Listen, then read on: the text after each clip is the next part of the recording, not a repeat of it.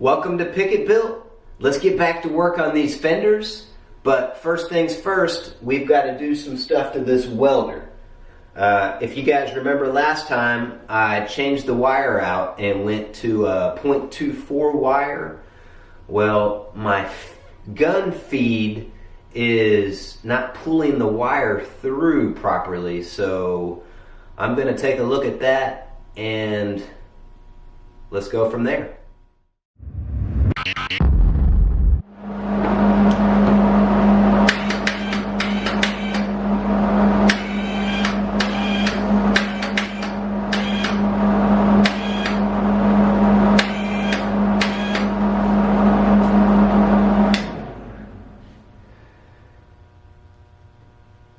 Yeah, so what's happening is it's just this wire is so small that it's sliding as it's trying to pull it, and so while I'm welding it's like misfiring, and so it's not giving me a good arc on my welds. And so my plan of attack is I'm going to go back to the 0.30 wire, and because I know it feeds that really well, and in order to save myself from blowing through the sheet metal, I'm going to lower my settings as low as I can possibly go, and I may even practice on some real thin pieces of metal just to see how it works before I start blowing more holes through my fenders. So that's my plan of attack. Let's get to work on that.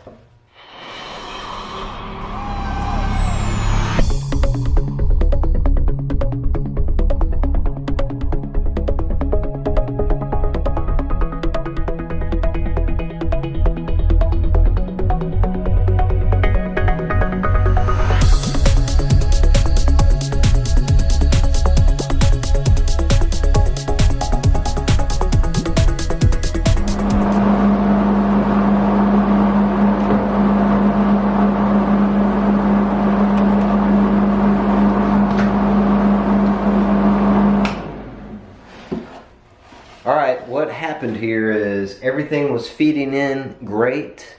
Looks like it was pulling no problem with the 0.3 wire. And all of a sudden I've got a little small jam. Let me show you what I'm talking about here. Alright, if you guys can see right here, right before it starts feeding in here, it's like it knotted up. And so I'm gonna have to stop and cut that out and refeed in some new line. Let's do that right now.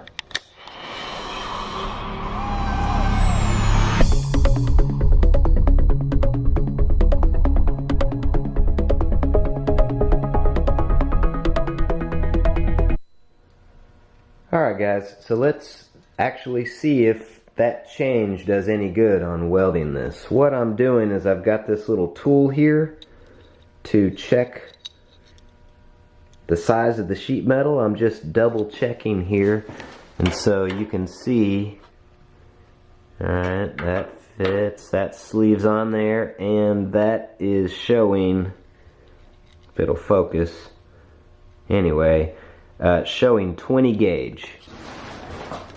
And so we'll go over here to our settings, and you can see here 20 gauge. We are using the shielding gas combination mixture and 0.30 wire, and so it tells you to go for your settings at 230. Now, I did that last time, and that was what was causing blow through. So I'm going to tone it back down and go for 125 and keep bumping it up from there and see if we can't make that work.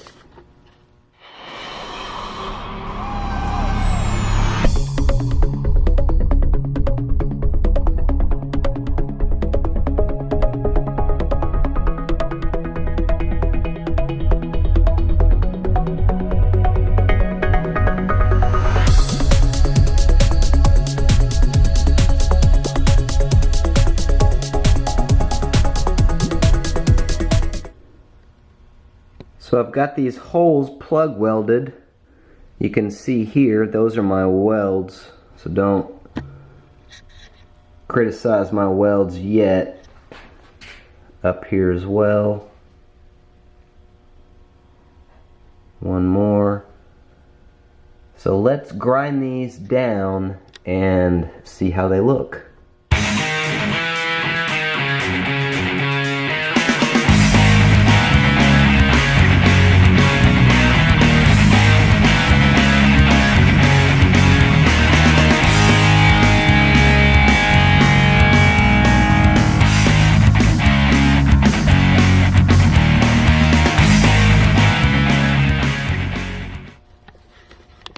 So here's after we grinded down the plug welds. See if the camera will focus. And I'm pretty happy with that.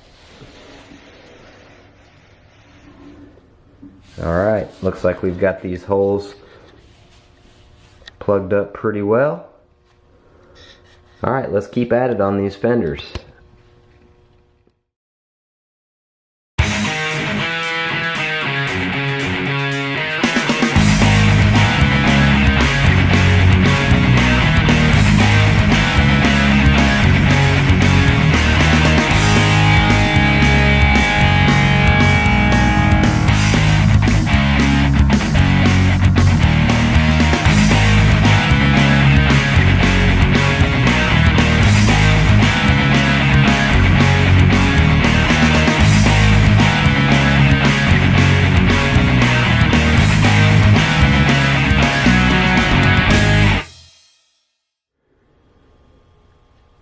Okay, so I was going to show you guys my settings on my welder. If you remember, we were looking at 125 on my settings. I cranked it up to about 30, a little over 30 on the wire speed, and seems like that's working pretty well. Let's take a look here at these plug welds. I've been fixing just a little bit from last time. If you look at where I put the weld on, let's look real close here. You can see where the weld is kind of pitting, and from what I understand, when the weld starts pitting like that, that means that my shielding gas is not working well. So I may be getting low on shielding gas. So I'm going to stop there on welding and see what else I can accomplish on these fenders and rear hatch. Alright, well, I ran out of time this week due to weather and welder issues. I think my welder hates me. We didn't get to accomplish as much as I would like, but just wanted to show you guys all the little things that happen that go along with the build, the little problems that you run into that just take up time. But we will persevere and get all this solved, and hopefully I want to get these fenders ready for primer maybe by next week. And then we can get the body work done and get all these fenders painted and get everything put back together on the car, and then we can move on to fun stuff like possible coilovers and things like that, the fun stuff. Appreciate you guys watching. Until next time.